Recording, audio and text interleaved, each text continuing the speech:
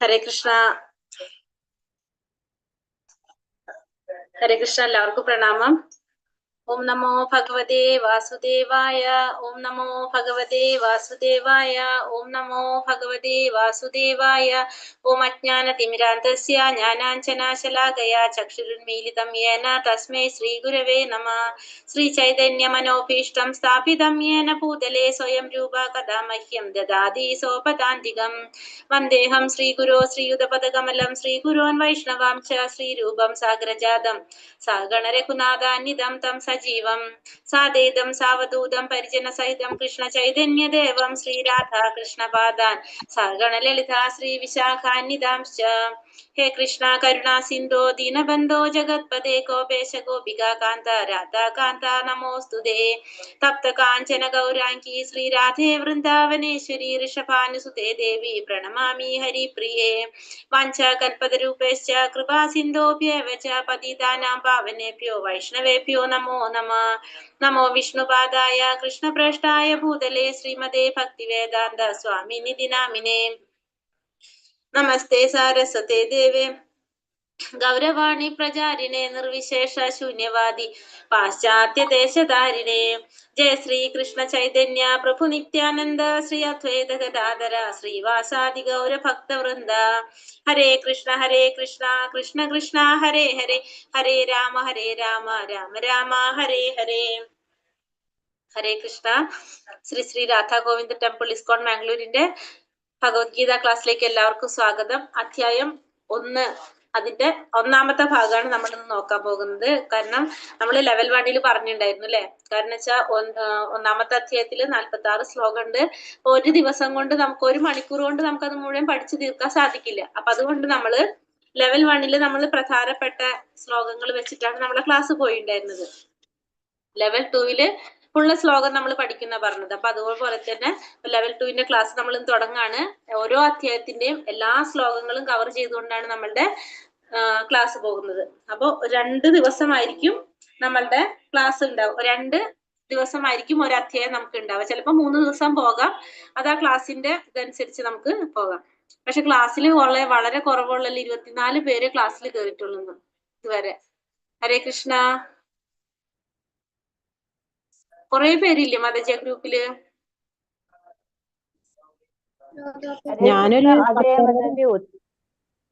ഒത്തിരി പേരുണ്ട്, ജോയിൻ ചെയ്തിട്ടുണ്ട്. പക്ഷെ ഇതിനകത്ത് ഇപ്പൊ ഈ കാണുന്ന 24 പേരേ ഉള്ളൂ മാതാജി. പേരെ വന്നിട്ടുള്ളൂ ക്ലാസ്സില്. നിങ്ങളൊപ്പം ഉള്ളവർക്കൊന്നും പഠിക്കണ്ടേ? ക്ലാസ്മേറ്റിനെ കുറിച്ച് നിങ്ങൾക്ക് എന്താ അഭിപ്രായം? എല്ലാവരും അങ്ങോട്ടും ഇങ്ങോട്ടും ചോദിക്കാം. എന്താ ക്ലാസ്സിൽ കയറാത്തെന്ന് എല്ലാവരും ചോദിക്കാം മെസ്സേജ് ഇട്ടിട്ട്. ഹരേ കൃഷ്ണ. ക്ലാസ്സിൽ കയറാനായിട്ട് എല്ലാവരും നോക്കാം. നമുക്ക് തുടങ്ങാം. അപ്പൊ അധ്യായം 1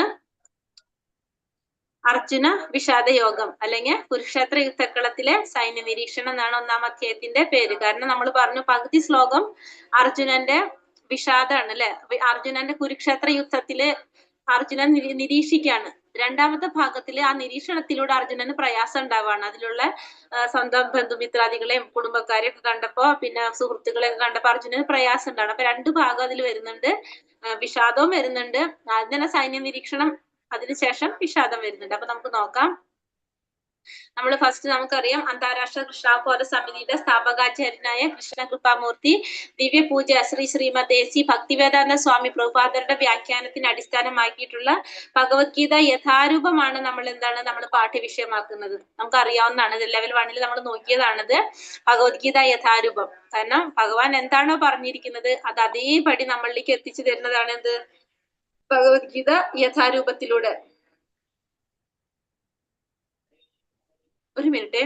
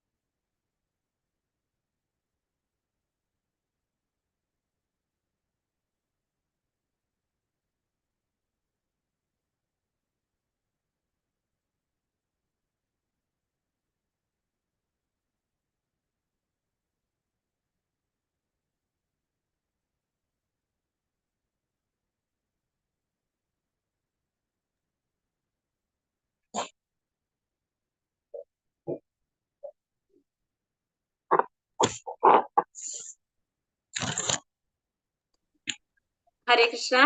അപ്പോ നമ്മള് ഭഗവത്ഗീത യഥാരൂപം ആരാണ്, ഞാൻ മ്യൂട്ടാക്കുന്നുണ്ട്.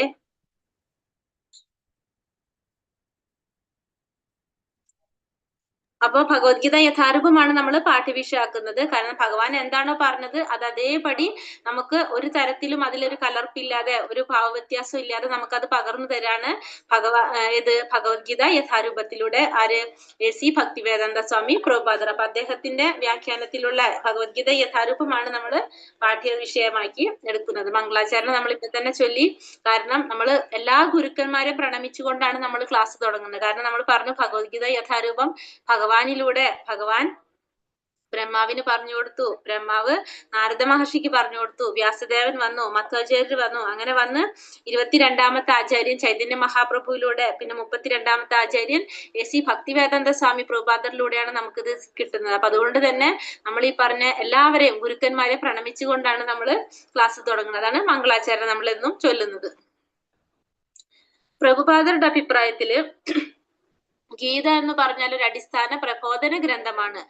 പിന്നെ ഭഗവത്ഗീത വളരെ ശ്രദ്ധയോടെ പഠിക്കണം. അത് നമ്മുടെ ബാഹ്യ പ്രവർത്തനങ്ങളെ നിയന്ത്രിക്കാൻ സഹായിക്കുന്നു. അപ്പൊ ഭഗവത്ഗീത എന്താണ്, ഒരു അടിസ്ഥാന പ്രബോധന ഗ്രന്ഥമാണ്. അതുപോലെ അത് നമ്മുടെ ബാഹ്യ പ്രവർത്തനങ്ങളെ നിയന്ത്രിക്കാൻ സഹായിക്കുന്നതാണ്. തത്വചിന്തയുടെ ഒഴുക്ക് മനസ്സിലാക്കണം. നമ്മൾ ഒറ്റയ്ക്കല്ല, നമ്മളെ കൂടെ ആരുണ്ട്? എപ്പോഴും ഭഗവാൻ നമ്മുടെ കൂടെയുണ്ട്. നമുക്ക് എന്തൊരു കാര്യത്തിനും നമുക്ക് എല്ലാം നമ്മൾ കൺട്രോൾ ചെയ്യുന്നത് ആരാണ്? ഭഗവാനാണ്. നമ്മുടെ ബാഹ്യ പ്രവർത്തനങ്ങളെ നിയന്ത്രിക്കാൻ സഹായിക്കുന്നത് പറഞ്ഞ എന്താണ്? നമ്മളുടെ അവബോധം തന്നെ മാറ്റാനായിട്ട് എന്തിനു സാധിക്കാണ്? ഭഗവത്ഗീത കൊണ്ട് സാധിക്കാണ്. നമ്മളിപ്പോ 18 ദിവസം ക്ലാസ് അറ്റൻഡ് ചെയ്തപ്പോ തന്നെ നിങ്ങൾക്ക് മനസ്സിലായിട്ടില്ല, അത് നമ്മളില് മാറ്റങ്ങൾ നമ്മൾ അറിയാതെ തന്നെ നമ്മളിൽ മാറ്റം ഉണ്ടാകണം. നമ്മളുടെ മനസ്സും ബുദ്ധിയും മാറ്റം വരാണ്. അപ്പൊ അതിലൂടെ നമുക്ക് എന്താണ് ചെയ്യുന്നത്? നമ്മളെ ശരീരമല്ല പ്രവർത്തിക്കുന്നത്, നമ്മളെ മനസ്സിന്റെ ബുദ്ധിയുടെ അനുസരിച്ചാണ് ശരീരം പ്രവർത്തിക്കുന്നത്. അപ്പൊ ആ ഒരു അവബോധം നമ്മളിൽ മാറ്റം ഉണ്ടാക്കുകയാണ് ചെയ്യുന്നത്. ഭഗവാൻ കൃഷ്ണന്റെ കാരുണ്യം, ശങ്കരാചാര്യർ ഗീതയെ അമൃതത്തിന്റെ നദിയായിട്ടാണ് വിശേഷിപ്പിച്ചിരിക്കുന്നത്. മഹാഭാരതത്തിന്റെ ചരിത്രം പറയുന്നുണ്ട്, അർജുനൻ യുദ്ധം ചെയ്യാൻ നിഷേധിക്കുന്നു, ജീവാത്മാവിനോടുള്ള അനുകമ്പയാൽ ഭഗവാൻ കൃഷ്ണൻ ഗീത പറഞ്ഞു കൊടുക്കുന്നു. അപ്പൊ കുരു ഫാമിലിയെ കുറിച്ചാണ് പറയുന്നത് ഇവിടെ. കുരുക്ഷേത്രം, യുദ്ധം നടക്കുന്ന നമുക്കറിയാം, കൗരവരും പാണ്ഡവരും തമ്മിലാണ് യുദ്ധം നടക്കുന്നത്. അപ്പൊ അവരുടെ ഒരു ഫാമിലി സ്ട്രക്ചർ പറയാണ്. കുരു ഫാമിലിയില് ശന്തനു മഹാരാജാവിന്റെ ഭാര്യ, ശന്തനു മഹാരാജാവിന്റെ ഭാര്യയാണ് ആര്? സത്യവതിയാണ് ശന്തനു മഹാരാജാവ് വിവാഹം കഴിക്കുന്നത്. സത്യവതിക്ക് അല്ലാതെ തന്നെ പരാശര മഹർഷിയില് ഒരു മകനുണ്ട്, അതാണ് വ്യാസദേവൻ. പരാശര മുനിയില് സത്യവതിക്കുള്ളൊരു മകനാണ് വ്യാസദേവൻ. പിന്നെ ശന്തനുവില് ഗംഗാദേവിയിലൊരു ഒരു മകനുണ്ട്, അതാണ് ആര്? ഭീഷ്മൻ. അതിനുശേഷം അതിനുശേഷമാണ് സത്യവതിനെ ശന്തനു മഹാരാജ് വിവാഹം കഴിക്കുന്നതും. സത്യവതിക്കും ശന്തനു മഹാരാജാവിനും കൂടി ഉണ്ടാവുന്ന മക്കളാണ് ആര്? ചിത്രാംഗതനും വിചിത്രവീര്യനും. അങ്ങനെ ചിത്രാംഗതൻ എന്തോ വയ്യാതെ വന്ന് അങ്ങനെ ചിത്രാംഗതൻ മരിച്ചു പോകാണ്. പിന്നെ വിചിത്രവീര്യൻ അംബികേനെയും അംബാലികനെയും വിവാഹം കഴിക്കുകയാണ് ചെയ്യുന്നത്. അംബികനെയും അംബാലികനെയും വിവാഹം കഴിക്കുന്നു. പക്ഷെ ഇവർക്കും മക്കൾ ഉണ്ടാകുന്നില്ല. ഈ വിചിത്രവീര്യനും മരണപ്പെട്ടു പോകാണ് ചെയ്യുന്നത്. അതിനുശേഷം സത്യവതിയുടെ തീരുമാനപ്രകാരം വ്യാസദേവൻ ഇവരെ വിവാഹം കഴിക്കുകയാണ് ചെയ്യുന്നത്. അപ്പൊ വിവാഹം കഴിക്കുമ്പോൾ ഇവരിൽ ഉണ്ടാകുന്ന മക്കളാണ്, വ്യാസദേവനില് അംബികയിലും അംബാലികയിലും ഉണ്ടാകുന്ന മക്കളാണ്. വ്യാസദേവനില് അംബികയിൽ ഉണ്ടാവുന്ന മകനാണ് ധൃതരാഷ്ട്ര, വ്യാസദേവൻ അംബാലികയിൽ ഉണ്ടാവുന്ന മകനാണ് പാണ്ഡു, വ്യാസദേവൻ ഒരു ദാസിയിൽ ഒരു പുത്രൻ ഉണ്ടാകുന്നു, അതാണ് വിതുരര്. അങ്ങനെ 3 മക്കള്, ഒന്ന് ധൃതരാഷ്ട്ര, പാണ്ഡു, വിതുരര്. ദാസിയിലാണ് വിതുരൻ ഉണ്ടാകുന്നത്. അങ്ങനെ ധൃതരാഷ്ട്ര ജന്മന അന്ധനാണ്. അപ്പൊ ധൃതരാഷ്ട്ര ആരെ വിവാഹം കഴിക്കുന്നത്? ധൃതരാഷ്ട്ര ഗാന്ധാരിനെ വിവാഹം കഴിക്കാണ്. ഗാന്ധാരിയെ വിവാഹം കഴിക്കുന്നു. ഇവർക്ക് 101 മക്കൾ ഉണ്ടാകുന്നു. ദുര്യോധനൻ, ദുശാസനൻ, ദുശല അങ്ങനെയൊക്കെ പറഞ്ഞിട്ട് 101 മക്കൾ ഉണ്ടാകുന്ന ഒരു പെൺകുട്ടി, 100 ആമക്കളായിട്ട്. പിന്നെ ഗാന്ധാരിയുടെ സഹോദരനാണ് ശകുനി വരുന്നത്. ശകുനി പാണ്ഡു 2 പേരെ വിവാഹം കഴിക്കുന്നുണ്ട്. കുന്തിനെയും മാദ്രിനെയും 2 പേരെ വിവാഹം കഴിക്കുന്നു. ഈ കുന്തി ദേവി പാണ്ഡുവിന് കുന്തിയിൽ ഉണ്ടാകുന്ന മക്കളാണ് ആരൊക്കെ? യുധിഷ്ഠിരൻ, ഭീമൻ, അർജുനൻ 3 പേര്. പിന്നെ അതുകൂടാതെ മാദ്രിയിൽ ഉണ്ടാകുന്ന മക്കളാണ് നകുലനും സഹദേവനും. അങ്ങനെ പിന്നെ കുന്തിക്ക് പാണ്ഡുവിലല്ലാതെ വേറൊരു മകനുണ്ട്, അതാണ് കർണൻ. അപ്പൊ അതിനുശേഷം പിന്നെന്താണ് യുധിഷ്ഠിരൻ, ഇവര് പഞ്ചപാണ്ഡവര്, ഈ 5 പേരും ഒരുമിച്ച് പാണ്ഡവർ എന്നാണ് അറിയപ്പെടുന്നത്. ഇവർക്ക് 5 പേർക്കും കൂടിയിട്ടുള്ളൊരു ആരാണുള്ളത്? ദ്രൗപദി. ഇവര് ഭാര്യയാണ് ദ്രൗപദി. അത് കൂടാതെ അർജുനൻ സുഭദ്രയെ വിവാഹം കഴിക്കുന്നുണ്ട്. പിന്നെ സുഭദ്രയുടെയും അർജുനന്റെയും മകനാണ് അഭിമന്യു. അഭിമന്യുവിന്റെ ഭാര്യ ഉത്തര, ഇവരുടെ മകൻ പരീക്ഷത്തിന്റെ മകൻ ജനമേജയൻ. അങ്ങനെ സുഭദ്ര എന്ന് വെച്ചിട്ടുണ്ടെങ്കിൽ ആരാണ്? കൃഷ്ണന്റെ ബലരാമന്റെ സഹോദരിയാണ്. പിന്നെ യുധിഷ്ഠിര, പിന്നെ അതാണ് ആ ഒരു സ്ട്രക്ചർ പറയുന്നത്. കുരുക്ഷേത്ര ഭൂമിയിൽ കുരുക്ഷേത്ര വംശത്തിന്റെ ഒരു സ്ട്രക്ചർ നമുക്കൊന്ന് അറിഞ്ഞിരിക്കാൻ വേണ്ടിയിട്ട് ജസ്റ്റ് ഒന്ന് പറഞ്ഞതാണ്, നമുക്ക് അറിയാനായിട്ട്. ഇതാണ് അവരുടെ സ്ട്രക്ചർ വരുന്നത്. പിന്നെ ഭഗവത്ഗീതയുടെ വിഭാഗങ്ങൾ, ഇതൊക്കെ നമുക്ക് ഫസ്റ്റിൽ പഠിച്ചു പോകേണ്ട അറിയാവുന്നതായിരിക്കും. ആദ്യത്തെ 6 അധ്യായം എന്താണ് പറയുന്നത്? കർമ്മയോഗം. രണ്ടാമത്തെ 6 അധ്യായം ഭക്തിയോഗം. ലാസ്റ്റത്തെ 6 അധ്യായം ജ്ഞാനയോഗം. അങ്ങനെ 3 ഭാഗമായിട്ടാണ് നമ്മൾ ഭഗവത്ഗീതനെ ഡിവൈഡ് ചെയ്യേണ്ടത്. 1 മുതൽ 6 വരെയുള്ള അധ്യായത്തിന് കർമ്മയോഗം, രണ്ടാമത്തിൽ 7 മുതൽ 12 വരെയുള്ള അധ്യായം ഭക്തിയോഗം, മൂന്നാമത്തെ ഭാഗം ജ്ഞാനയോഗം. ആചാര്യന്മാർ ഭക്തിയോഗ ശ്രീമദ് ഭഗവത്ഗീതയുടെ മധ്യത്തിലായിരിക്കേണ്ട കാരണങ്ങൾ എന്താ പറഞ്ഞിരിക്കുന്നത്? ഭക്തി എന്ന് പറഞ്ഞാൽ എന്താണ്? രഹസ്യമാണ്. ഭക്തിയാണ് എല്ലാ ഗ്രന്ഥങ്ങളുടെയും സാരാംശം. ഭക്തിയില്ലാതെ കർമ്മയോഗവും ജ്ഞാനയോഗവും ജീവനില്ല. ഭക്തിയാണ് അതിന് ജീവൻ നൽകുന്നത്. പൊതുവെ മനുഷ്യർ അടുപ്പത്തിലാകാതെ രഹസ്യമായ കാര്യങ്ങൾ വെളിപ്പെടുത്തില്ല. അതുകൊണ്ട് ബഹുമാനാർത്ഥം ഭക്തി മധ്യത്തിൽ കൊടുത്തിരിക്കുന്നു. അപ്പോ ഭക്തി മെയിൻ ആയിട്ട് സെന്ററിൽ കൊടുക്കാനുള്ള കാരണം എന്താണ്? ഭക്തി എന്ന് വെച്ചാൽ രഹസ്യമായിട്ടുള്ളതാണ്, എല്ലാ ഗ്രന്ഥങ്ങളുടെയും സാരാംശമാണ്.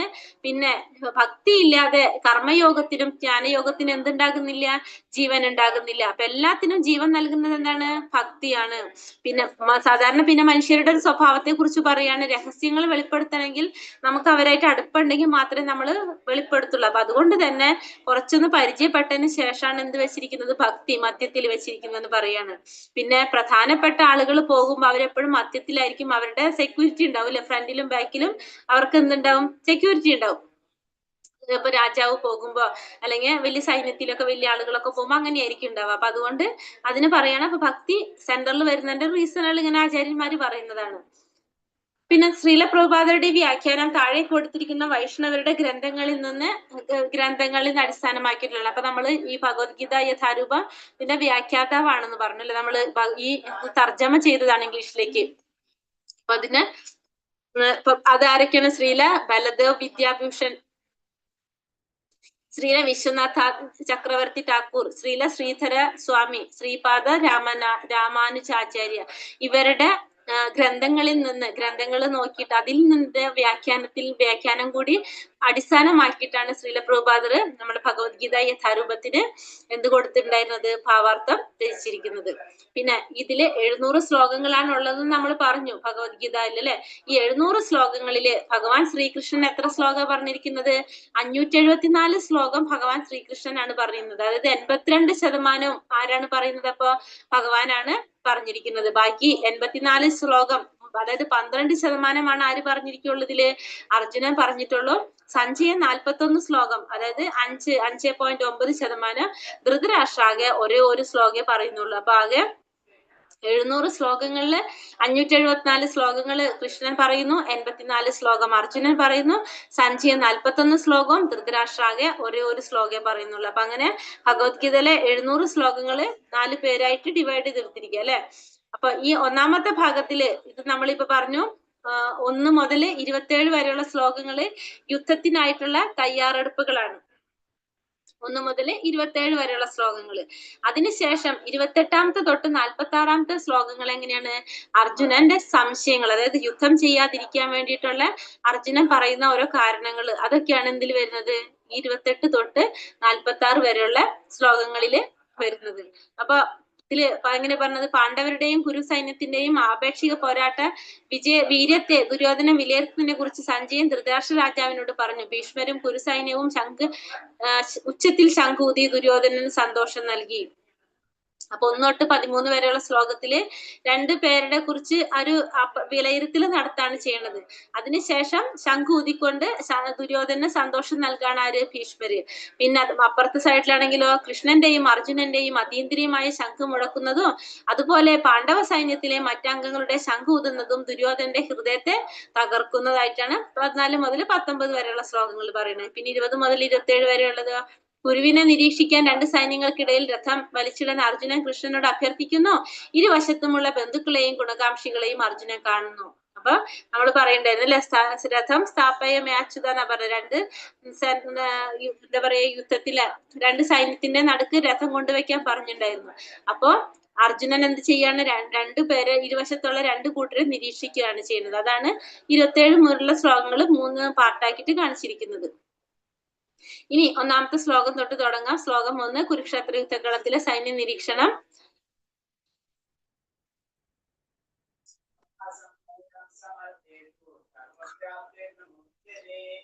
അപ്പൊ ശ്ലോകം 1 സഞ്ജയനോട് ധൃതരാഷ്ട്രയുടെ ചോദ്യം, അവർ എന്ത് ചെയ്തു?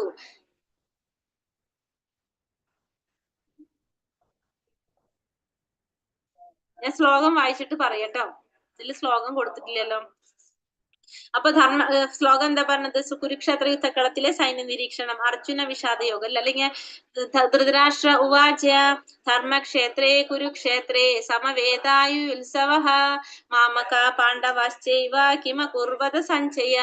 ധൃതരാഷ്ട്ര പറഞ്ഞു, ഹേ സഞ്ജയ, പുണ്യസ്ഥലമായ കുരുക്ഷേത്രത്തിൽ യുദ്ധോത്സുകരായി ഒന്നിച്ചുകൂടിയ എന്റെ മക്കളും പാണ്ഡുപുത്രരും എന്ത് ചെയ്തു? അപ്പൊ അർജുൻ ഇവിടെ എന്താ ചോദിക്കുന്നത്? യുദ്ധത്തിനായിട്ട് ഒന്നിച്ചു വന്നിട്ടുള്ള എന്റെ മക്കളും പാണ്ഡുപുത്രരും എന്ത് ചെയ്തു എന്നാണ് ആർക്കറിയേണ്ടത്?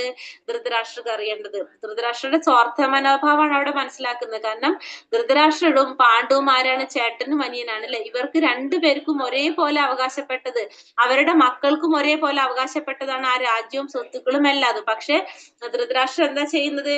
തന്റെ മക്കൾക്ക് മാത്രമാണ് വംശപാരമ്പര്യം പറയുന്നത്, അല്ലാതെ പാണ്ഡുവിന്റെ മക്കൾക്ക് അത് നിഷേധിക്കുകയാണ് ചെയ്യുന്നത്. അതുകൊണ്ടാണ് എന്റെ മക്കളും പാണ്ഡുപുത്രരും എന്ത് ചെയ്തു എന്ന് ഇവിടെ ആര് ചോദിക്കുന്നത്?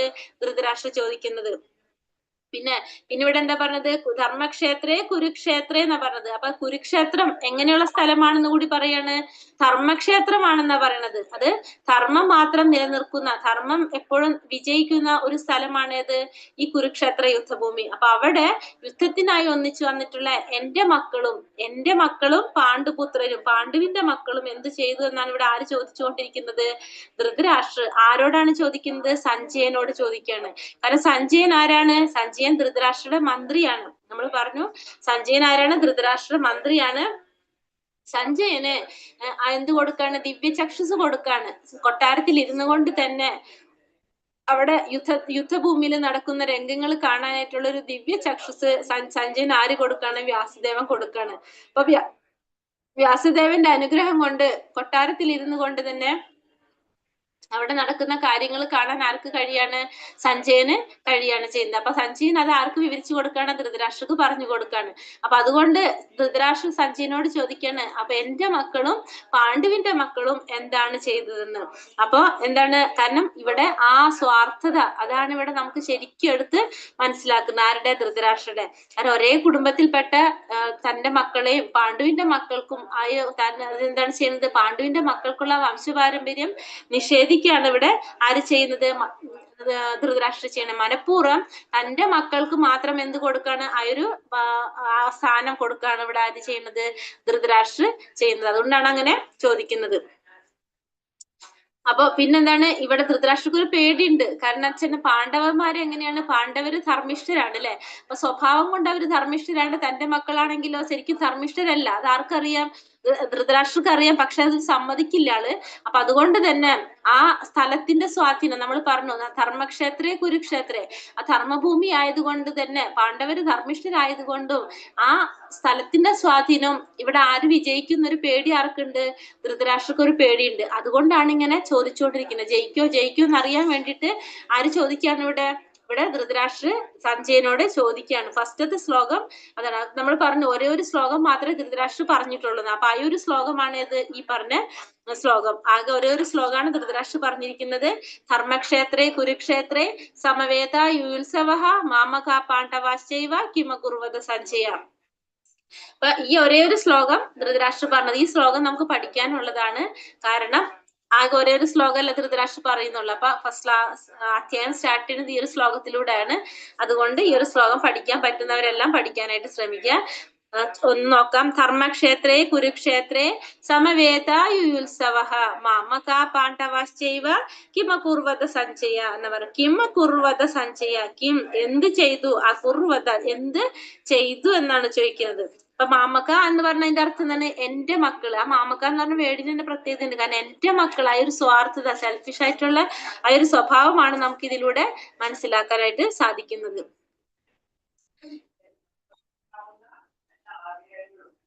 സഞ്ജയനോട് ചോദിക്കാണ് എന്റെ മക്കളും എന്ത് ചെയ്തു, അവര് വേർതിരിച്ച് കാണാണ് അല്ലെ.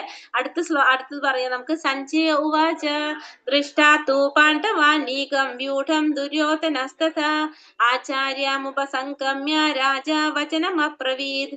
അവിടെ എന്താ പറഞ്ഞ? സഞ്ജയൻ പറഞ്ഞു. സഞ്ജയൻ എന്താ പറഞ്ഞത്? അല്ലയോ രാജാവേ, പാണ്ഡുപുത്രന്മാർ സജ്ജമാക്കിയ സൈന്യത്തെ കണ്ട് ദുര്യോധന മഹാരാജാവ് ആചാര്യന്റെ മുമ്പിൽ ചെന്നിങ്ങനെ പറഞ്ഞു. അപ്പൊ സഞ്ജയനോട് എന്താ പറഞ്ഞത്? ദൃഷ്ടാത്തു പാണ്ഡവാനീകം വ്യൂഢം ദുര്യോധനസ്തത ആചാര്യമുപസംഗമ്യ രാജാവചനം അബ്രവീത്. സഞ്ജയൻ പറയാണ്, അല്ലയോ രാജാവേ, പുത്രന്മാര് സജ്ജമാക്കിയിട്ടുള്ള സൈന്യത്തെ കണ്ട് ദുര്യോധന മഹാരാജാവ് ആചാര്യന്റെ മുമ്പിൽ ചെന്ന് ഇങ്ങനെ പറഞ്ഞു. ആര് പറയാണ് ഇവിടെ? സഞ്ജയനോട് ചോദിക്കാണല്ലോ എന്റെ മക്കളും പാണ്ഡുപുത്രനും എന്ത് ചെയ്തു. അപ്പൊ സഞ്ജയൻ അതിന് പറയുന്ന മറുപടിയാണ്, ദുര്യോധനൻ രാജാവ് ആരുടെ അടുത്ത്, ദുര്യോധനനെ രാജാവ് എന്നാണ് ഇവിടെ സംബോധന ചെയ്തിരിക്കുന്നത്. ആര്? സഞ്ജയൻ. കാരണം സഞ്ജയൻ അറിയുന്നുണ്ട് അല്ലെ, ഇപ്പൊ കാരണം ധർമ്മത്തിന് മാത്രമാണ് നിലനിൽക്കാൻ സാധിക്കുക. അതുകൊണ്ട് ധർമ്മിഷ്ഠരായിട്ടുള്ള പാണ്ഡവരാ ജയിക്കുന്നുള്ളത്. അപ്പൊ ഈ രാജാവിനെ സന്തോഷിപ്പിക്കാൻ വേണ്ടിയിട്ട് ദുര്യോധനനെ രാജാവ് എന്നാണ് ഇവിടെ ആര് അഭിസംബോധന ചെയ്യുന്നത്? സഞ്ജയൻ അഭിസംബോധന ചെയ്യുന്നത് എങ്ങനെയാ? അപ്പൊ കാരണം ഈ സ്ഥലത്തിന്റെ സ്വാധീനവും എല്ലാം കൊണ്ടും ആര് വിജയിക്കുന്ന ആർക്കറിയാം? സഞ്ജയന് അറിയാം. അപ്പൊ ദുര്യോധനൻ പാണ്ഡവരുടെ ആ സേനാവ്യൂഹം കണ്ട ശേഷം ദുര്യോധനൻ തന്റെ ആചാര്യനായിട്ടുള്ള ദ്രോണാചാര്യരുടെ അടുത്ത് ചെന്നിട്ട് അതിനെ കുറിച്ച് പറയാനായിട്ട് പോകാണെന്ന്, അതാണ് മനസ്സിലാവുന്നത്. അപ്പൊ അത് പോകാണ്. അപ്പൊ അതിനുശേഷം എന്താ പിന്നെ പറയുന്നത്? എന്താണ്? പാശ്ചൈത്താം പാണ്ഡുപുത്രാണാം ആചാര്യ മഹതീം ചമും വ്യൂഢാൻ ദ്രുപദപുത്രേണ തവ ശിഷ്യേണ ധീമതാം. അല്ലയോ ആചാര്യ, അങ്ങയുടെ ശിഷ്യനും ബുദ്ധിശാലിയുമായ ദ്രുപദപുത്രൻ ഒരുക്കി നിർത്തിയിട്ടുള്ള ഈ മഹത്തായ പാണ്ഡവ സൈന്യത്തെ ഒന്ന് നോക്കൂ. അപ്പൊ ഇവിടെ എന്താ പറഞ്ഞത്? അവിടെ ചെന്നിട്ട് ദുര്യോധനൻ പറഞ്ഞു എന്നല്ല പറഞ്ഞത്. എന്താ പറഞ്ഞത് അവിടെ ചെന്നിട്ട്? അല്ലയോ ആചാര്യ, അങ്ങയുടെ ശിഷ്യനും ബുദ്ധിശാലിയുമായ ദ്രുപദപുത്രൻ ഒരുക്കി നിർത്തിയിട്ടുള്ള ഈ മഹത്തായ പാണ്ഡവ സൈന്യത്തെ ഒന്ന് നോക്കാൻ. ഇവിടെ എന്താ പറയുക? ഡയറക്റ്റ് പേരല്ല പറയണത്. അങ്ങയുടെ ശിഷ്യൻ, ആ ശിഷ്യന് ഒരു പേരുണ്ടാവുമല്ലോ, ആ പേരല്ല ഇവിടെ എന്താ പറയണത്? ആചാര്യനോട് പറയണം അങ്ങയുടെ ശിഷ്യനും. പിന്നെ അങ്ങയുടെ ശിഷ്യൻ എന്ന് പറയുമ്പോ ഈ നമ്മളെ ദുര്യോധനനും ഈ ശിഷ്യനും ഒരുമിച്ചുള്ളവരായിരിക്കും അല്ലെ, ചിലപ്പോ ഒരേ പ്രായത്തിലുള്ളവരായിരിക്കും. പക്ഷെ ഇവിടെ എന്താ പറയുന്നത്? അങ്ങയുടെ ശിഷ്യൻ എന്നാ പറയണത് ഇരുന്നെടുത്തിട്ട്. പേര് പറയാതെ അങ്ങയുടെ ശിഷ്യൻ എന്താ പറയാൻ കാരണം? അങ്ങയുടെ ശിഷ്യനും പിന്നെ ബുദ്ധിശാലിയുമായ ദ്രുപദപുത്രൻ, പേര് പറയണില്ല, ദ്രുപദപുത്രൻ എന്നാ പറയണത്, ഒരുക്കി നിർത്തിയിട്ടുള്ള മഹത്തായ പാണ്ഡവ സൈന്യത്തെ നോക്കൂ. കാരണം ദുര്യോധനൻ ആരാണ്? ഭയങ്കര നയതന്ത്രജ്ഞനാണ്. സ്വന്തം കാര്യം നടക്കാൻ വേണ്ടി ഏത് രീതിയിലും സംസാരിക്കാനുള്ള കഴിവ് ആർക്കുണ്ട്? ദുര്യോധനുണ്ട്. കാരണം ദ്രുപദൻ ആരാണ്? ദ്രുപദൻ എന്ന് പറഞ്ഞാൽ ദ്രൗപദിയുടെ പിതാവാണ് ദ്രുപദൻ. ഈ ദ്രുപദ രാജാവുമായിട്ട് ദ്രോണാചാര്യർക്ക് എന്തുണ്ടായിരുന്നു? രാഷ്ട്രീയമായിട്ടുള്ള ഒരു വൈരാഗ്യം ഉണ്ടായിരുന്നു. അപ്പൊ അതുകൊണ്ട് തന്നെ ദ്രുപദ രാജാവ് ഒരു യാഗം നടത്തിയിട്ട് ആ യാഗത്തില് ദ്രോണാചാര്യരെ വധിക്കാനായിട്ട് ശക്തിയുള്ള കഴിവുള്ള ഒരു പുത്രൻ വേണമെന്ന് വരം നേടിയിട്ടുണ്ടായിരുന്നു. അങ്ങനെയാണ് ആര് വരുന്നത്? ദ്രുപദന്റെ പുത്രനായിട്ട് ദൃഷ്ടദ്യുമ്നൻ ജന്മെടുക്കുന്നത്. അപ്പൊ ഈ ദൃഷ്ടദ്യുമ്നൻ എന്ന് പേര് പറഞ്ഞു കഴിഞ്ഞാല് ഉണ്ടാവുന്ന ദേഷ്യത്തെക്കാൾ കൂടുതലായിരിക്കും എന്തുണ്ടാവുക? ദ്രുപദപുത്രൻ എന്ന് പറയുമ്പോ. കാരണം ദ്രുപദനോട് തന്നെ ആർക്ക് വൈരാഗ്യമുള്ളത്? ദ്രോണാചാര്യർക്ക് വൈരാഗ്യമുള്ളത്. അപ്പൊ ദൃഷ്ടദ്യുമ്നൻ എന്ന് പറയാതെ ദ്രോണാചാര്യരുടെ അടുത്ത് ദ്രുപദപുത്രൻ എന്ന് പറയുമ്പോ ഇത്തിരി കൂടി എന്ത് ചെയ്യാൻ സാധിക്കാണ്? റീകോൾ ചെയ്യാൻ സാധിക്കാണ്. ആ ഒരു ദേഷ്യം, ആ ഒരു വൈരാഗ്യം ഇത്തിരി കൂടി കൂട്ടിക്കാനായിട്ട് ആർക്ക് സാധിക്കും? ദുര്യോധനന് സാധിക്കും. അതിനു വേണ്ടിയിട്ടാണ് ഇവിടെ ദുര്യോധനൻ കരുത്തി കൂട്ടിയിട്ട് ദൃഷ്ടദ്യുമ്നനെ പേര് എന്ത് പറയാതെ ദ്രുപദപുത്രൻ എന്ന് എടുത്ത് പറയുന്നത്. അപ്പൊ ഇങ്ങനെ ചെയ്തിട്ട് കൂടിയിട്ട് ദ്രുപദൻ എന്താ ചെയ്തത്? ദ്രുപദൻ ഈ ആചാരം, ഇതിന്റെ നമ്മളെ ആയോധന കലകൾ മുഴുവൻ പഠിപ്പിക്കാൻ വേണ്ടിയിട്ട് ഇദ്ദേഹത്തെ എവിടേക്കാണ് അയച്ചത്?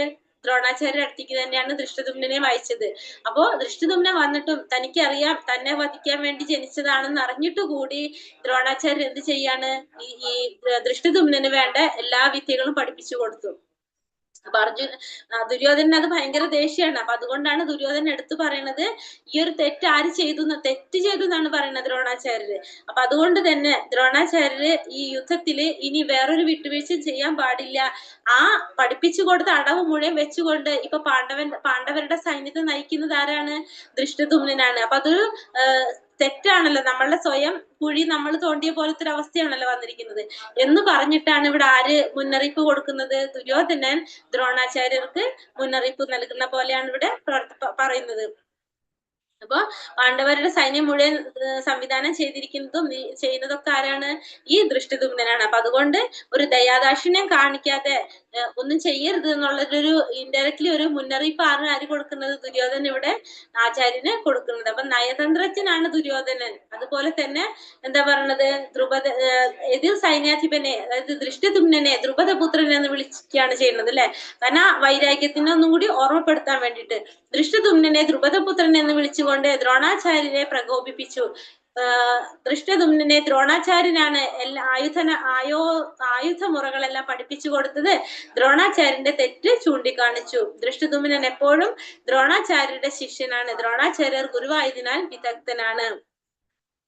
പാണ്ഡവരും ദ്രോണാചാര്യന്റെ ശിഷ്യന്മാരാണ്. യുദ്ധത്തിൽ ദയാദാക്ഷിണ്യം കാണിക്കരുതെന്ന് മുന്നറിയിപ്പ് നൽകി. ഇപ്പൊ നമ്മൾ ഈ പറഞ്ഞ പോയിന്റുകൾ അവിടെ പറഞ്ഞിരിക്കാനാണ്. അപ്പൊ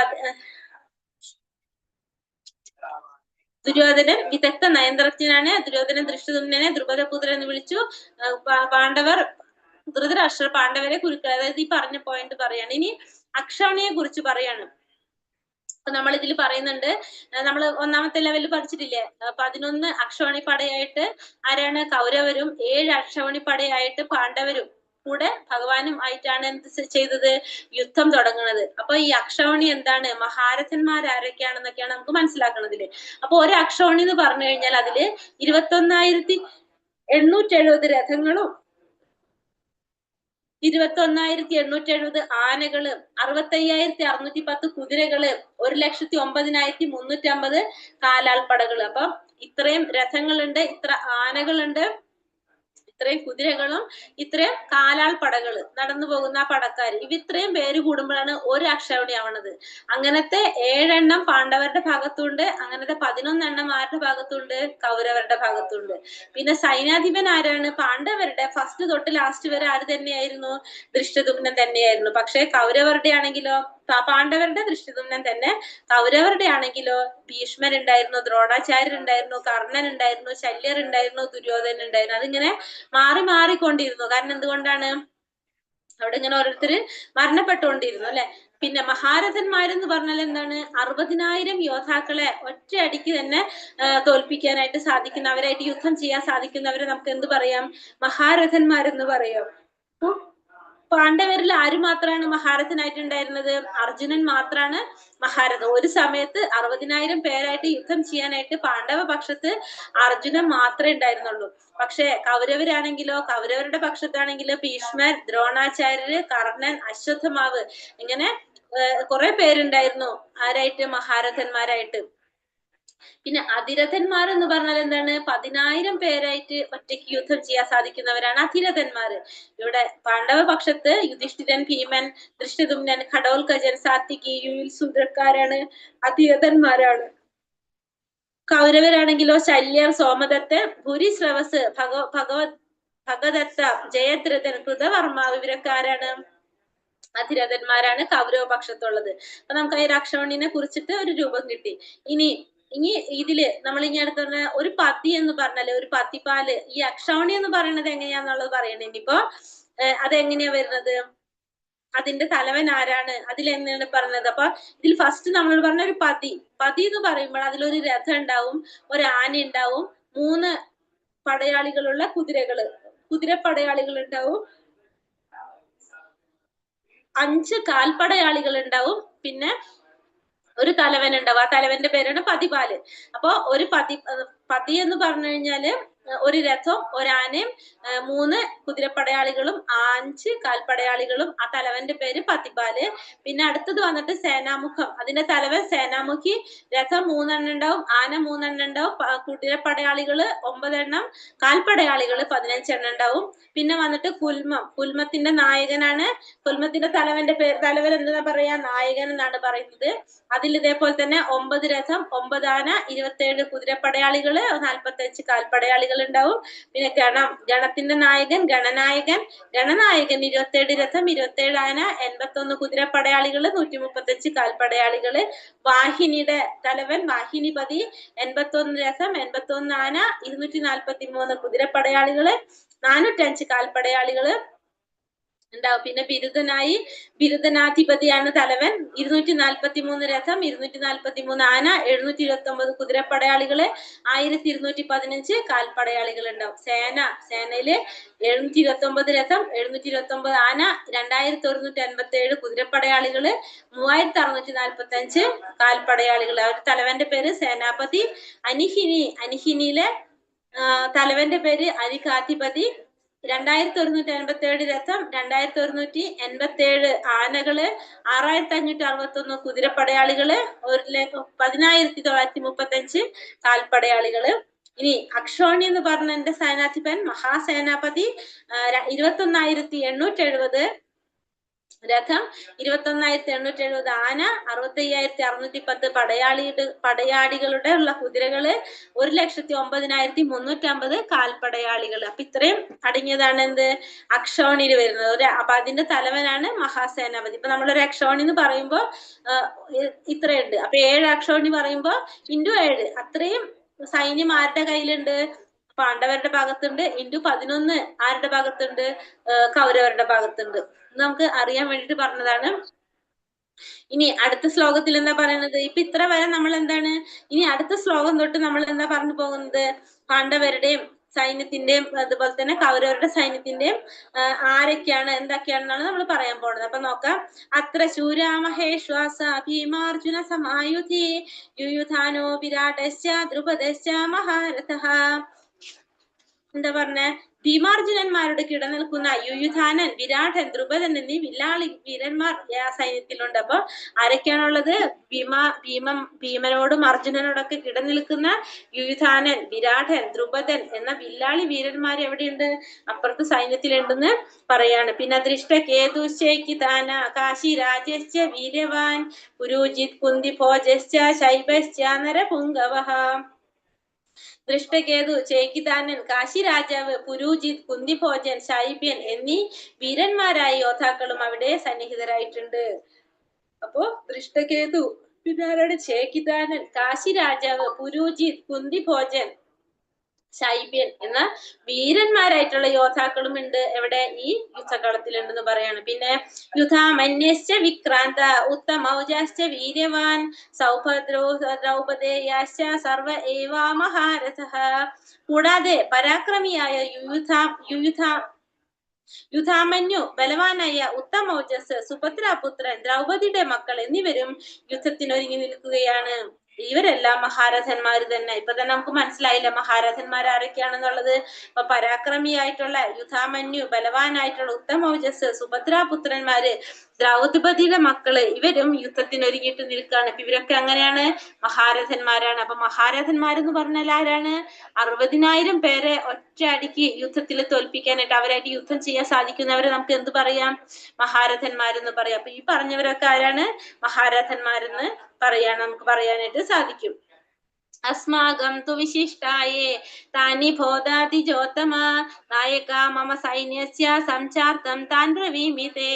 ബ്രാഹ്മണോത്തമ, എന്റെ സൈന്യത്തെ നയിക്കുന്നതിന് യോഗ്യതയുള്ള പടനായകരെ പറ്റി ഞാൻ പറഞ്ഞു തരാം. പിന്നെന്ന് പറഞ്ഞത് എന്റെ സൈന്യത്തെ നയിക്കുന്നതിന് യോഗ്യതയുള്ള പടനായകരെ പറ്റി ഞാൻ പറഞ്ഞു തരാം എന്നാണ് ഇവിടെ ആര് പറയുന്നത്? ദുര്യോധനൻ പറയാം. അപ്പൊ ഇത്രയും പറഞ്ഞിരിക്കുന്നത് ആരെ കുറിച്ചാണ്? പാണ്ഡവരെ പറ്റിയിട്ടില്ലേ. ഇനി പറയാണ്, ഇനി നമ്മളുടെ സൈന്യത്തെ കുറിച്ചിട്ട്, എന്റെ സൈന്യത്തിലുള്ളവരെ കുറിച്ചിട്ട് ഞാൻ പറഞ്ഞു തരാന്നാണ് ഇവിടെ പറയുന്നത്. എന്താണ് പറയണത്? എന്നിട്ട് ദുര്യോധനൻ പറയുന്നത്, ഭവാൻ ഭീഷ്മശ്ച കർണശ്ച കൃപശ്ച സമിതിം ജയഃ അശ്വത്ഥാമ വികർണശ്ച സൗമദത്തി സദൈവ ച. യുദ്ധത്തിൽ സദാ വിജയിക്കുന്നവരായ താങ്കൾ, ഭീഷ്മർ, കർണൻ, കൃപൻ, അശ്വത്ഥമാവ്, വികർണൻ, സോമദത്തന്റെ പുത്രനായ പൂരിശ്രവസ് എന്നിവരുമുണ്ട്. അപ്പൊ യുദ്ധത്തില് എപ്പോഴും വിജയിച്ചിരിക്കുന്ന താങ്കൾ ഉണ്ടാകും. അതുപോലെ തന്നെ ഭീഷ്മര്, കർണര്, കൃപൻ, ഇങ്ങനെ വികർണൻ, സോമദത്തൻ പുത്രനായിട്ടുള്ള പൂരിശ്രവസ്, ഇങ്ങനെ എല്ലാവരും എവിടെയുണ്ട്? ഇവിടെ വന്നിട്ടുണ്ട്. ആര് പറയാണ്? ദുര്യോധനൻ പറയണത്. തന്റെ സൈന്യത്തെ കുറിച്ചിട്ടുള്ള ഒരു വിവരണം ആചാര്യന് കൊടുക്കാണ്. ആരിവിടെ? ദുര്യോധനൻ കൊടുക്കണം. ദുര്യോധനൻ അപ്പൊ വികർണൻ എന്ന് വെച്ചിട്ടുണ്ടെങ്കിൽ ദുര്യോധനന്റെ സഹോദരനാണ്. അശ്വത്ഥമാവ് ദ്രോണന്റെ പുത്രനാണ്. സൗമദത്യ അഥവാ ഭൂരിശ്രവസ് പിന്നെ ആരാണ്? ബാഹ്ലീകാര രാജാവിന്റെ മകനാണ്. പാണ്ഡവുമായുള്ള വിവാഹത്തിന് മുമ്പ് കുന്തിക്ക് പിറന്ന പുത്രനാകൊണ്ട് അർജുനൻ ഭ്രാതാവാണ്. ആര്? കർണൻ. അപ്പൊ കർണൻ നമ്മൾ നേരത്തെ പറഞ്ഞില്ലേ, കുന്തി ദേവിയുടെ മകനാണെന്ന്. അപ്പൊ ദ്രോണാചാര്യർ എന്നാണ്? കൃപാചാര്യരുടെ സഹോദരി ഭർത്താവാണ്. അപ്പൊ ഇവരൊക്കെ യുദ്ധത്തിലുണ്ടെന്നുള്ളത് ആര് പറയാണ്? ദുര്യോധനൻ പറയാണ് ഇവിടെ. അന്യേ ചാബഹവശൂരാ മദർത്ഥേ ത്യക്തജീവിതാഃ നാനാശസ്ത്രപ്രഹരണാ സർവേ യുദ്ധാവിശാരദഃ. എനിക്ക് വേണ്ടി സ്വജീവിതം സമർപ്പിക്കാൻ ഒരുങ്ങി വന്നവരായിട്ട് ഇനിയുമുണ്ട് പല വീരയോദ്ധാക്കളും. അപ്പൊ ദുര്യോധനൻ എന്താ പറയണത്? എനിക്ക് വേണ്ടിയിട്ട് ജീവിതം ഒഴിഞ്ഞു വന്ന് വച്ചിരിക്കുന്ന, ജീവിതം സമർപ്പിക്കാൻ വേണ്ടി വന്നിട്ടുള്ള ഇനിയും യോദ്ധാക്കൾ ഉണ്ടെന്ന് ഇവിടെ ആര് പറയാണ്? ദുര്യോധനൻ പറയാണ്. അപ്പൊ ആ നാനാവിധത്തിലുള്ള ആയുധങ്ങൾ കൈവശമുള്ളവരും സമരമുറകളിൽ സുപരിചിതരുമാണ് അവര്. അപ്പൊ അവര് പലതരത്തിലുള്ള സമരമുറകൾ ചെയ്യാനൊക്കെ പ്രാപ്തരായവരാണെന്ന് ഇവിടെ ആര് പറയാണ്? ദുര്യോധനൻ പറയാണ്. അപര്യാപ്തം തദസ്മാകം ഫലം ഭീഷ്മാഭിരക്ഷിതം പര്യാപ്തം തിതമേതാശാം ഫലം ഭീമാഭിരക്ഷിതം. അളവറ്റതാണ് നമ്മുടെ സൈന്യഫലം. പിതാമഹനായ ഭീഷ്മരാൽ സുരക്ഷിതവുമാണത്. എന്നാൽ ഭീമൻ രക്ഷിച്ചു പോരുന്ന പാണ്ഡവ സൈന്യമാകട്ടെ വളരെ പരിമിതം. അപ്പൊ ഒന്നുകൂടിയും അവരൊന്ന് സന്തോഷിപ്പിക്കുകയാണ്. കാരണം നമ്മുടെ സൈന്യബലം എങ്ങനെയാണ്? അളവറ്റതാണ് സൈന്യബലം. പിതാമഹനായിട്ടുള്ള ഭീഷ്മരുടെ കയ്യിൽ അതെന്നാണ്? സുരക്ഷിതമായിട്ടുള്ളതാണ്. പക്ഷെ എന്നാലും ഭീമൻ സംരക്ഷിച്ചു പോരുന്ന പാണ്ഡവ സൈന്യാണെങ്കിലോ അത് വളരെ പരിമിതമാണെന്നുള്ളൊരു പേടി മാത്രമേ ആർക്കുള്ളൂ? ദുര്യോധനുള്ളൂ. പക്ഷെ എന്നാലും നമ്മളെ സൈന്യം ഭയങ്കര അളവറ്റതാണെന്ന് ഇവിടെ ആര് പറയാണ്? ഇവിടെ ഇരുന്നിട്ട് ദുര്യോധനൻ സ്വന്തമായിട്ട് അഭിപ്രായപ്പെടാണ്. കാരണം വെച്ചിട്ടുണ്ടെങ്കിൽ ഭീമന്റെ കാര്യം പറയുമ്പോ, കാരണം ഭീമനെ പറ്റി എന്തെങ്കിലും പറയുമ്പോ ആർക്ക് ദേഷ്യാണ്? ദുര്യോധന ദേഷ്യാണ്. കാരണം ഭീമനെ കൊണ്ടായിരിക്കും ആരുടെ വധന്ന് ആർക്കറിയാം? ദുര്യോധനൻ അറിയാം. അപ്പൊ ദുര്യോധനൻ അത് കാരണം കൊണ്ട് തന്നെ ഭീമനെ കാണുമ്പോ ദേഷ്യാണ്. അപ്പൊ അതുകൊണ്ട് കമ്പയർ ചെയ്തിട്ട് പറയാണ്, ഇവരെ അപേക്ഷിച്ച് നോക്കുമ്പോ ഭീമന്റെ സൈന്യത്തിനേക്കാളും 100 ഇരട്ടി നല്ലതാണ് ആരുടെ സൈന്യം? നമ്മുടെ സൈന്യം എന്ന് ആരിവിടെ പറയാണ്? ദുര്യോധനൻ ദ്രോണാചാര്യരുടെ അടുത്ത് പറഞ്ഞു കൊടുക്കുകയാണ് ചെയ്യുന്നത്. കാരണം മരിക്കുകയാണെങ്കിൽ തന്റെ മരണം ആരെ കൈകൊണ്ടാണെന്ന് അറിയാം? ഭീമന്റെ കൈകൊണ്ടായിരിക്കും എന്നുള്ളത് ആർക്കറിയുണ്ട്? ദുര്യോധനന് നിശ്ചയമുള്ള കാരണം കൊണ്ട്. അപ്പൊ എപ്പോഴും ദേഷ്യാണ് ഭയങ്കര ഭീമന്. അയനേഷു സർവേഷു യഥാ ഭാഗാമവസ്ഥിതാഃ ഭീഷ്മമേവാഭിരക്ഷന്തോ ഭവന്തഃ സർവ ഏവ ഹി. സൈന്യവ്യൂഹത്തിൽ മർമ്മസ്ഥാനങ്ങളിൽ ഉറച്ചു നിന്നുകൊണ്ട് നിങ്ങൾ ഓരോരുത്തരും ഭീഷ്മ പിതാമഹന് പരിപൂർണ പിന്തുണ നൽകണം. ഇവിടെ എന്താ പറഞ്ഞു കൊടുക്കുന്നത്? സൈന്യവ്യൂഹത്തില് നിങ്ങൾ എന്ത് ചെയ്യണം? ഓരോരോ സ്ഥാനങ്ങള്, മർമ്മമായിട്ടുള്ള സ്ഥാനങ്ങളിൽ ഉറച്ചു നിന്നുകൊണ്ട് നിങ്ങൾ എന്ത് ചെയ്യണം?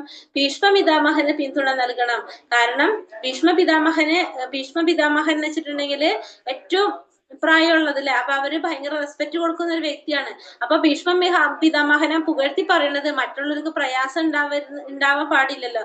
അതിനെ സംശയിച്ചുകൊണ്ട് പറയാണ് ദുര്യോധനൻ സ്വാഭാവികമായിട്ട് ആ നയതന്ത്ര ചാരിത്രത്തോടെ പറയാണ്, എന്താണ്? സൈന്യാധിപൻ തന്നെയാണ് ആര്? ഭീഷ്മ പിതാമഹൻ. എങ്കിലും അദ്ദേഹം എങ്ങനെയാണ്? വയസ്സായിട്ടുള്ള ഒരാളാണ്, വൃദ്ധനാണ്. അപ്പൊ അതുകൊണ്ട് തന്നെ അദ്ദേഹത്തിന് ആരുടെ സപ്പോർട്ട് വേണം? നമ്മുടെ സപ്പോർട്ട് വേണം എന്നുള്ളത് ആരോട് പറയാണ്? ദുര്യോധനൻ ഇവരോടൊക്കെ പറയണം. കാരണം അവർക്ക് ഫീൽ ചെയ്യരുതല്ലോ, അവരുടെ മനസ്സിലൊരു കുശുമ്പോ അസൂയ വരാതിരിക്കാൻ വേണ്ടി അവരോട് പറയാണ്, നമ്മളതെല്ലാം നല്ലത് തന്നെയാണ്. പക്ഷെ നമ്മൾ ആർക്ക് സപ്പോർട്ട് കൊടുത്തോണ്ടിരിക്കണം? ഭീഷ്മദേവന് സപ്പോർട്ട് കൊടുത്തോണ്ടിരിക്കണം എന്നുള്ളത് ഇവിടെ ആര് പറയാണ്ടിരുന്നിട്ട് ദുര്യോധനൻ പറഞ്ഞു കൊടുക്കാണ്. കാരണം ഒരു കാര്യം കൂടി ദുര്യോധനൻ അറിയാം. കാരണം ഈ ഭീഷ്മരും ദ്രോണാചാര്യരും പാഞ്ചാലിയുടെ വസ്ത്രാക്ഷേപം നടന്ന സമയത്ത് സഭയിൽ ഉണ്ടായിരുന്നവരാണ്.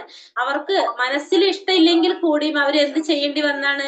ദുര്യോധനന്റെ ഒപ്പം നിൽക്കേണ്ടതായിട്ട് വന്നു. അപ്പൊ അതുകൊണ്ട് തന്നെ ഏതൊരു പ്രതിസന്ധി സന്ദർഭം വന്നാലും തങ്ങളുടെ കൂടെ ആര് നിൽക്കുന്ന? ദുര്യോധനൻ എന്ത് ഉറപ്പുണ്ടായിരുന്നു? ഈ ദ്രോണാചാര്യരും അതുപോലെ തന്നെ ഭീഷ്മരും നിൽക്കുന്നുള്ള ഒരു വിശ്വാസം ആർക്കുണ്ട്?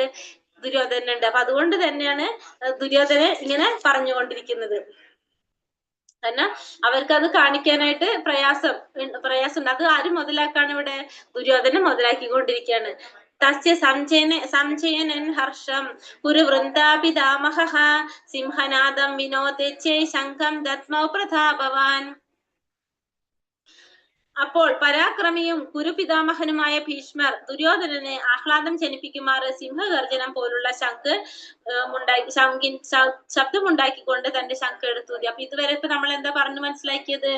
ദുര്യോധന രണ്ട് സൈന്യത്തെ കുറിച്ച് പറയായിരുന്നു അല്ലെ? പാണ്ഡവ സൈന്യത്തെ കുറിച്ചും തന്റെ സ്വന്തം സൈന്യത്തെ കുറിച്ചും ആചാര്യന് വിവരിച്ചു കൊടുക്കായിരുന്നു ആരിവിടെ? ദുര്യോധനൻ. ഇനി എന്ത് ചെയ്യണം? സൈന്യത്തിന് കണ്ടു, രണ്ട് സൈഡിൽ നോക്കി, അത് കഴിഞ്ഞിട്ട് സെന്ററിൽ കൊണ്ട് രഥം വെച്ചു. അതിനുശേഷം രണ്ട് സൈന്യത്തെ കുറിച്ചും ആർക്ക് വിവരിച്ചു കൊടുത്തു? കൂടെയുള്ള ദ്രോണാചാര്യർക്ക് പറഞ്ഞു കൊടുത്തു. ഇനി ശംഖുകൾ മുഴക്കാൻ പോകണം. കാരണം യുദ്ധം തുടങ്ങുന്നതിന് മുന്നാടിയായിട്ട് എന്ത് ചെയ്യണം? എല്ലാവരും അവരവരുടെ കയ്യിലുള്ള ശംഖ് എടുത്ത് ഊതേണ്ടത് ആവശ്യമാണ്. അതുകൊണ്ട് തന്നെ ശംഖ് എടുത്ത് ഊതാനായിട്ട് ആര് പോകാണ്? ദുര്യോധനൻ പോകാണ്. അപ്പൊ സിംഹഗർജനം പോലുള്ള ദുര്യോധനന്റെ ശംഖെടുത്ത് ദുര്യോധനനെ സന്തോഷിപ്പിക്കാൻ വേണ്ടിയിട്ട് ആരാണ്? ദ്രോണാചാര്യർ തന്റെ സിംഹഗർജനം പോലുള്ള ശംഖെടുത്ത് ഊതാണ് ചെയ്യുന്നത്. തഥാ ശംഖാശ്ച ഭേര്യശ്ച പണവാനക ഗോമുഖാഃ സഹസൈവാപ്യ ഹന്യന്ത സശബ്ദസ്തു മൂലോഭവത്.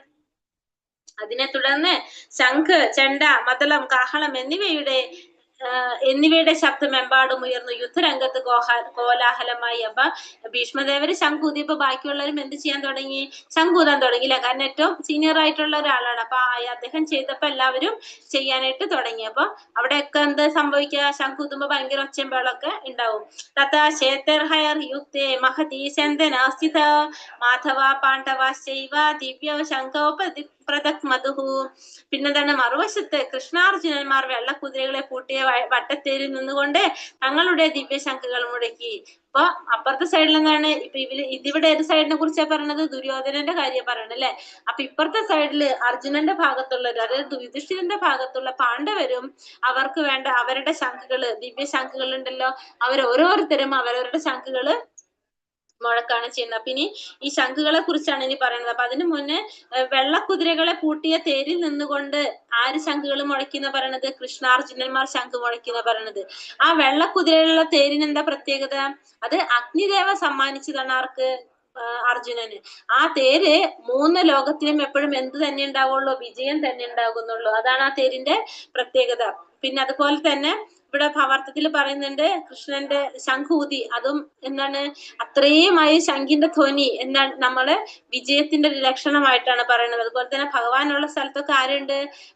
ഭഗവാന്റെ ഭാര്യ, അതായത് ഐശ്വര്യ ദേവതയായിട്ടുള്ള ലക്ഷ്മി റാണി ഉണ്ട്. പിന്നെ അതുപോലെ തന്നെ കൊടിമേൽ ആരുണ്ട് അടയാളായിട്ട്? ഹനുമാൻ ഇരിക്കുന്നുണ്ട്. ഇതൊക്കെ ആരുടെ വിജയത്തിന്റെ ലക്ഷണങ്ങളാണെന്ന് പറയണ്? അർജുനന്റെ വിജയത്തിന്റെ ലക്ഷണങ്ങളായിട്ട് ഇവിടെ പറയാണ് ചെയ്യുന്നത്. പിന്നെ അടുത്തതിൽ പറയുന്നു, ഇനിയിപ്പൊ നമ്മൾ ശംഖുകൾ ഊതി എന്നല്ലേ പറഞ്ഞത്. അപ്പൊ ഈ ശംഖുകൾ ഊതുമ്പോ ഓരോരുത്തരുടെ ശംഖുകളെ കുറിച്ച് പറയാണ്. പാഞ്ചജന്യം ഋഷികേശോ ദേവദത്തം ധനഞ്ജയ പൗണ്ഡ്രം ദത്മൗ മഹാശംഖം ഭീമകർമാവൃകോദരഃ. അപ്പൊ പാഞ്ചജന്യം ഋഷികേശന്റെ ശംഖ് ഏതാണ്? പാഞ്ചജന്യം.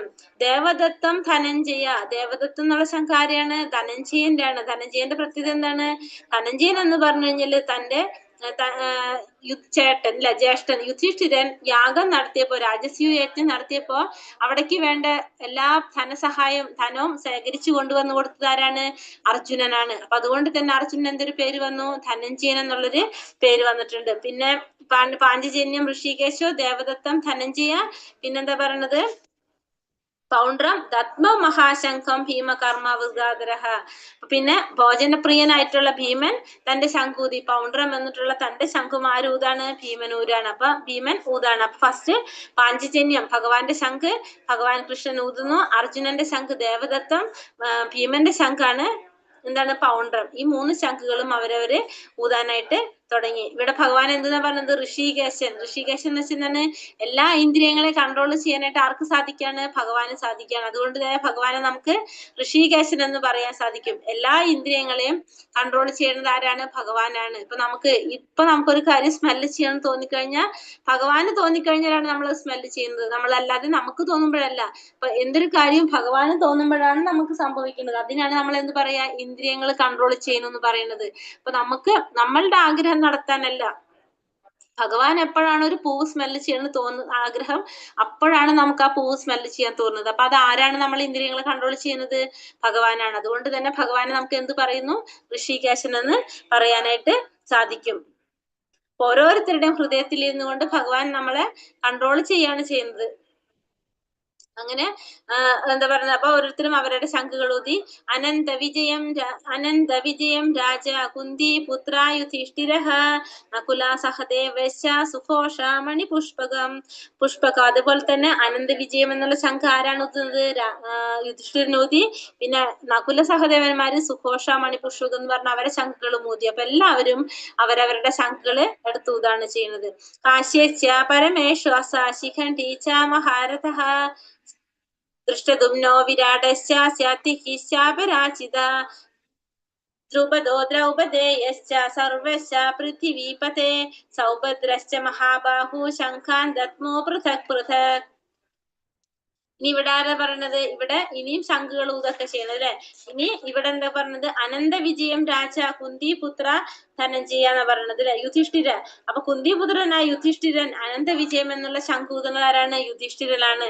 പിന്നെ നകുല സഹദേവന്മാര് സുഘോഷ മണിപുഷ്പകം എന്ന് പറഞ്ഞ 2 ശംഖുകൾ ഊതി. വില്ലാളി വീരനായ കാശിരാജാവും മഹാരഥനായിട്ടുള്ള ശിഖണ്ഡി, ദൃഷ്ടദുമ്നൻ, വിരാടൻ, തോൽവി പിണയാത്ത സാത്വികി, ദ്രുപദൻ, ദ്രൗപദി പുത്രന്മാർ, സൗഭദ്ര പുത്രന്മാർ എന്നിവരും എന്ത് ചെയ്യാണ്?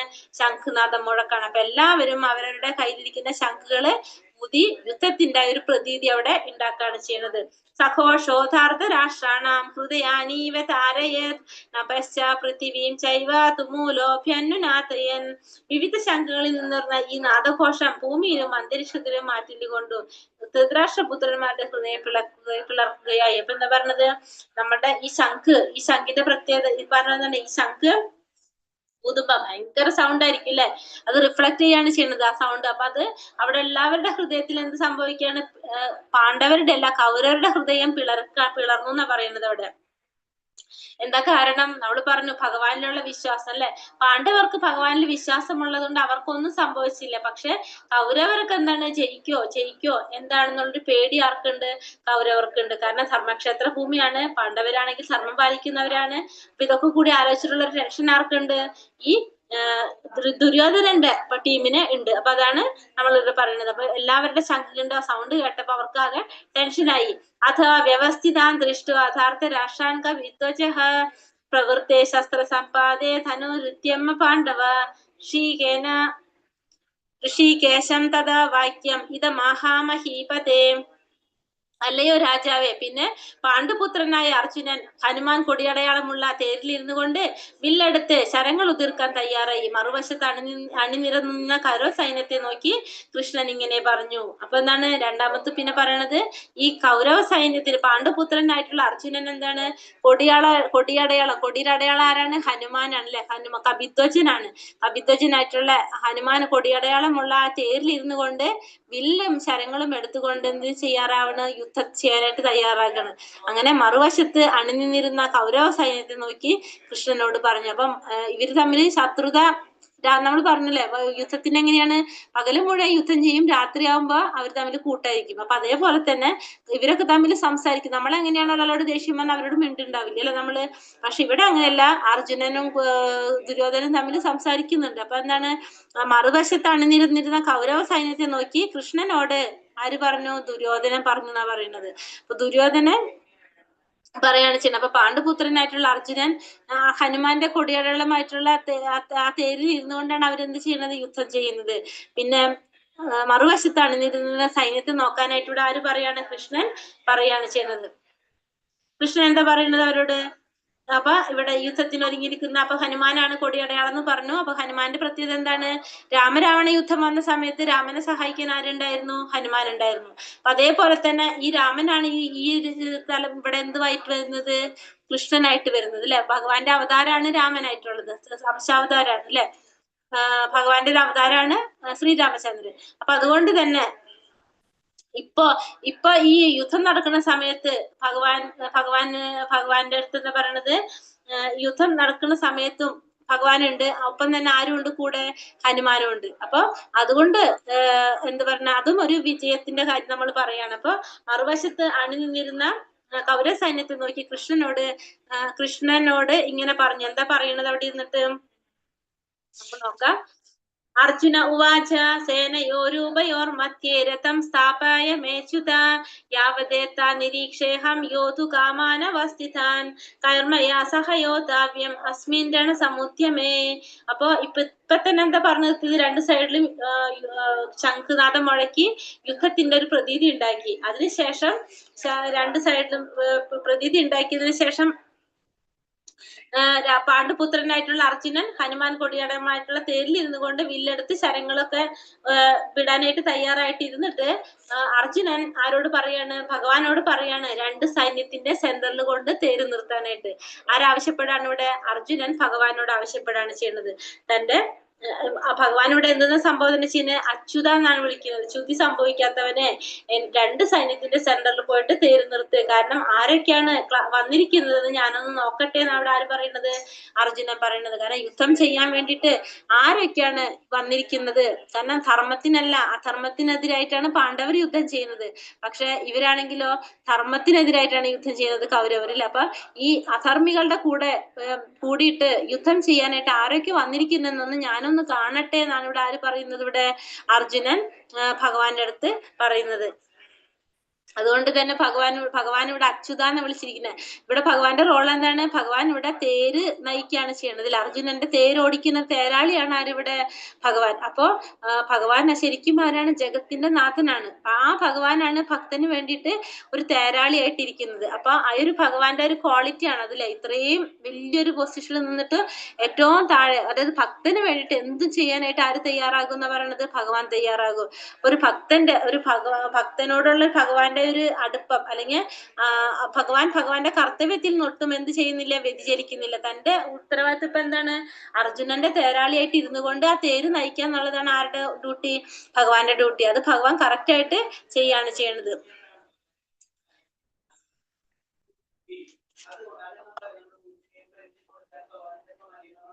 ഇനി ഇവിടെ എന്താ പറഞ്ഞ ഭഗവാന്റെ നാമങ്ങൾ, ഇത് നമ്മൾ പറയാത്ത നാമങ്ങളുണ്ടോ? കൃഷ്ണൻ എന്ന് വെച്ചിട്ടുണ്ടെങ്കിൽ തന്നെ എല്ലാവരെയും ആകർഷിക്കുന്നത് കൊണ്ട് ഭഗവാനെ കൃഷ്ണൻ എന്ന് വിളിക്കുന്നു. ഋഷികേശൻ സർവ്വേന്ദ്രിയങ്ങളുടെയും ഉടമയായതുകൊണ്ട് ഋഷികേശൻ.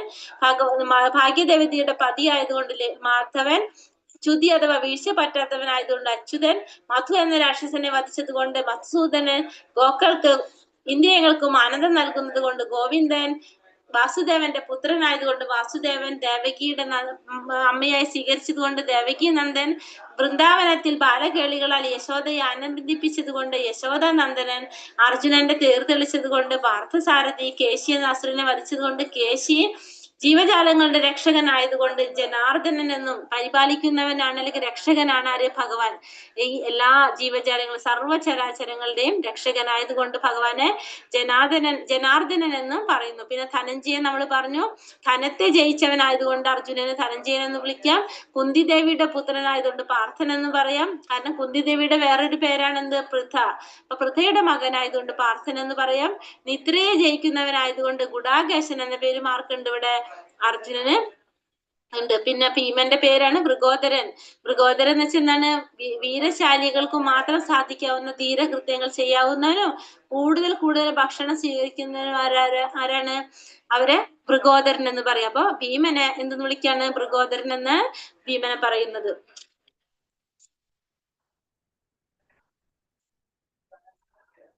സൈന്യ നിരീക്ഷണത്തിന്റെ ഇത് കഴിഞ്ഞതാണ്. ഇനി ഇതൊന്ന് ചുരുക്കി പറയാണ്. ഇതിലിപ്പോ കൃഷ്ണന്റെ വ്യക്തിപരമായ സാന്നിധ്യം വിജയം ഉറപ്പിക്കുന്നു. ഭഗവാന്റെ സാന്നിധ്യം പാണ്ഡവരുടെ വിജയം ഉറപ്പിക്കുകയാണ്. പിന്നെ ഭഗവാൻ ഉണ്ടെങ്കിൽ ആര് കൂടിയുണ്ട് അവിടെ? ലക്ഷ്മി ദേവി, ഭാഗ്യദേവതയായിട്ടുള്ള ലക്ഷ്മി ദേവി ഉണ്ട്. പിന്നെ നമ്മൾ പറഞ്ഞു യുദ്ധം നടക്കുന്ന എവിടെയാണ്? കുരുക്ഷേത്ര യുദ്ധഭൂമി. കുരുക്ഷേത്ര യുദ്ധഭൂമി ധർമ്മഭൂമിയാണ്. പിന്നെ അർജുനന്റെ കൊടിമേലുള്ള അടയാളം, ഹനുമാന്റെ അടയാളം ഉണ്ട്. പിന്നെ വിഷ്ണുവിന്റെ ശംഖുകള്, ഭഗവാന്റെ ശംഖ് ദിവ്യമായിട്ടുള്ള ശംഖുകളാണ് കൃഷ്ണന്റെയും അർജുനന്റെയും എല്ലാവരുടെയും. ഇതൊക്കെ ആരുടെ വിജയത്തിന്റെ ചിഹ്നങ്ങളാണ്? പാണ്ഡവരുടെ വിജയത്തിന്റെ ചിഹ്നങ്ങളാണ്. പിന്നെ പാണ്ഡവര് ശംഖൂതിയപ്പോ, പാണ്ഡവ സൈന്യം ശംഖൂതിയപ്പോ ആരുടെ ഹൃദയം മാത്രമേ പിളർന്നുള്ളൂ? കൗരവരുടെ മാത്രമേ പിളർന്നുള്ളൂ. കാരണം കൗരവർക്ക് ഭഗവാനിൽ വിശ്വാസമില്ല. പാണ്ഡവർക്ക് ഭഗവാനിൽ വിശ്വാസം ഉള്ളത് കൊണ്ട് തന്നെ എന്ത് സംഭവിക്കുന്നില്ല? അവരുടെ ഹൃദയം പിളർന്നതായിട്ട് ഇവിടെ പറയുന്നില്ല. അത് പാണ്ഡവർക്ക് ഭഗവാനുള്ള വിശ്വാസത്തെയാണ് നമ്മൾ അതിൽ കാണിക്കുന്നത്. പിന്നെ നമ്മൾ പറഞ്ഞു ഭഗവാൻ ഇവിടെ അച്യുതി പറ്റാത്തവനെ എന്നാണ് വിളിക്കുന്നത്. കാരണം എന്താണ്? അച്യുതനായിരുന്നു കൊണ്ട് ഭഗവാൻ അർജുനന്റെ തേര് തെളിയിക്കുകയാണ് ചെയ്യുന്നത്. ഒരു ഭക്തന് വേണ്ടിയിട്ട് എന്ത് ചെയ്യാൻ ആര് തയ്യാറാവാണ്? ഭഗവാൻ തയ്യാറാകണം. അപ്പൊ സ്നേഹം, ഭഗവാന്റെ കാരുണ്യമാണ് നമുക്കിതിലൂടെ മനസ്സിലാക്കാനായിട്ട് സാധിക്കുന്നത്.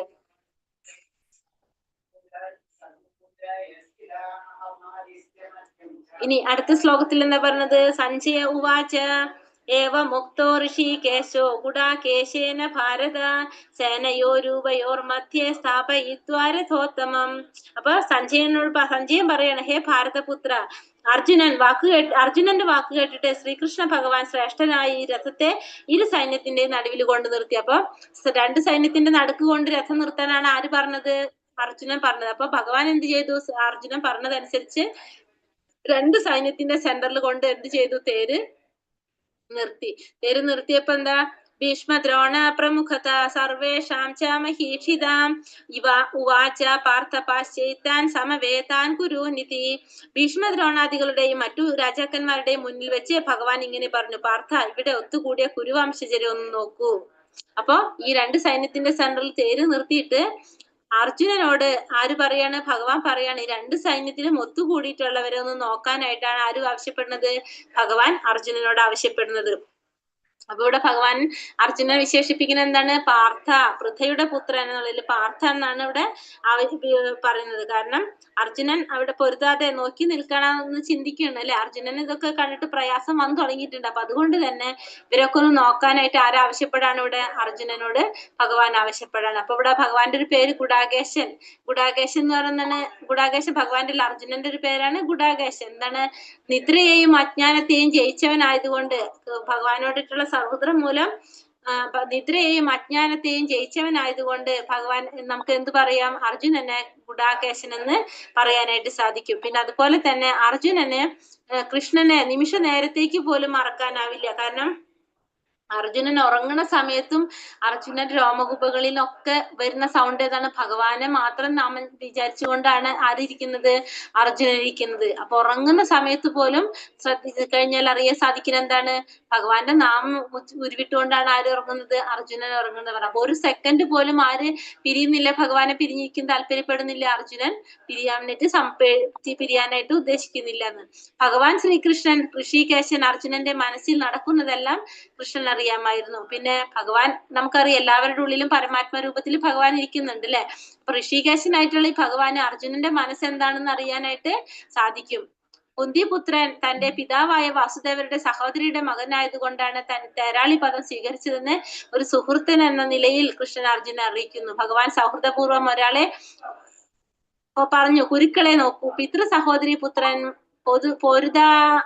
പൊരുതാതെ ഇരിക്കും എന്ന് കൃഷ്ണൻ പ്രതീക്ഷിച്ചില്ല. അപ്പൊ നമ്മൾ പറഞ്ഞു കുന്തിപുത്ര നിന്റെ പിതാവായിട്ടുള്ള വസുദേവരുടെ സഹോദരന്റെ മകനായതുകൊണ്ട് താൻ തേരാളി പദം സ്വീകരിച്ചതെന്ന് സുഹൃത്ത് എന്ന നിലയിലുള്ള അർജുനൻ അറിയിക്കുകയാണ്. ഞാൻ എന്തുകൊണ്ടാണ് നിന്റെ തേരാളി പദം സ്വീകരിച്ചത്? കാരണം നീ എന്റെ ബന്ധുവാണ്, അതുകൊണ്ട് കൂടിയിട്ടാണ് ഞാൻ ഇത് തേരാളി പദം സ്വീകരിച്ചതെന്ന് ഇവിടെ ആര് അറിയിക്കുകയാണ്? അർജുനന്റെ അടുത്ത് ഭഗവാൻ പറയാണ്. ഹരേ കൃഷ്ണ. നമുക്ക് നിർത്താൻ 4 മണിയായില്ലേ? 26ാമത്തോട്ട് നാളെടുക്കാം. ഡെയിലി ക്ലാസ് ആണ്, എല്ലാവരും ജോയിൻ ചെയ്യുക. ഇന്ന് പക്ഷെ വളരെ കുറവേ വന്നിട്ടുള്ളൂ. ഹരേ കൃഷ്ണ. ഇപ്പൊ ഇത്രയും പറഞ്ഞതിൽ എന്തെങ്കിലും സംശയം ഉണ്ടോ? 1ാമത്തെ അധ്യായം പിന്നെ കുഴപ്പമില്ലാത്ത അധ്യായമാണ്.